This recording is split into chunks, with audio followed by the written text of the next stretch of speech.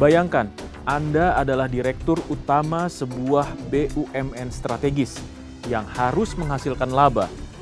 Namun di saat yang sama, memikul misi sosial untuk melayani daerah 3T. Dan saat Anda memutuskan langkah agresif untuk penyelamatan perusahaan, Anda malah berakhir di kursi terdakwa. Ya, inilah kisah ASDP, antara strategi bisnis, sistem yang ambigu, dan vonis yang mengguncangkan. Saya Andri Susanto dan ini dia Point of View Sindo News.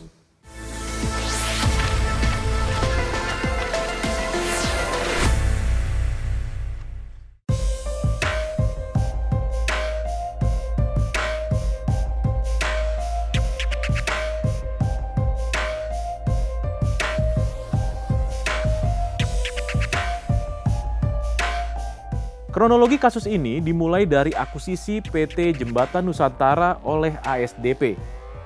PT JN memiliki 53 kapal dan izin trayek lengkap. Bagi direksi, ini adalah langkah strategi fast track untuk menambah pendapatan. Namun ternyata bagi KPK, terdapat indikasi markup dan rekayasa valuasi yang menyebabkan kerugian negara lebih dari 1,2 triliun rupiah.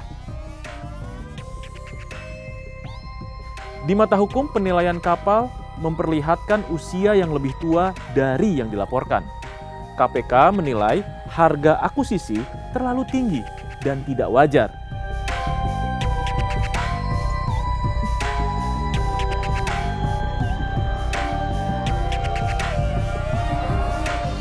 Disinilah kunci dakwaan, bahwa ini bukan resiko bisnis, tetapi penyalahgunaan wewenang. Sebaliknya dari sisi bisnis, direksi melihat akuisisi ini sebagai langkah penyelamatan. Rute 3T merugikan, namun wajib dijalankan. Rute komersial perlu diperkuat.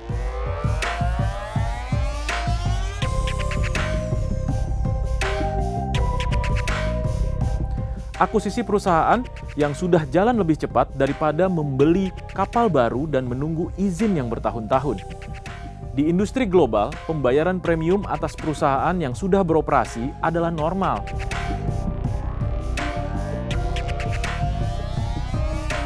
Di Singapura dan Korea Selatan, strategi akuisisi adalah rumus bertumbuh.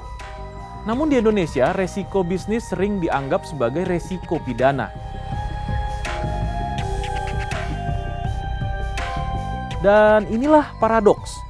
BUMN dituntut agresif, namun diwaspadai secara pidana. Direksi hidup dalam paralysis of perfection, takut melangkah karena setiap keputusan dapat dipidanakan.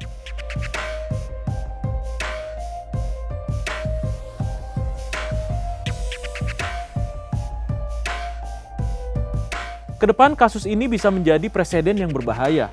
Profesional terbaik bisa enggan memimpin BUMN. Strategi besar bisa dihindari demi keselamatan diri. Pertanyaannya, siapa yang akan memperjuangkan transformasi?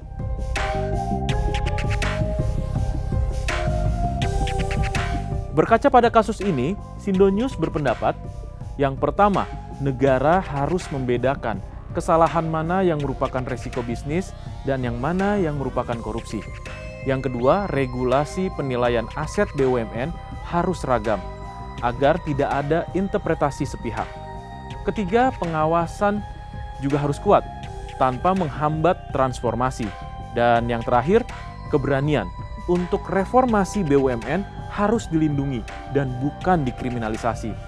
Inilah pelajaran penting dari kasus ASDP dan kasus lain serupa sebelumnya.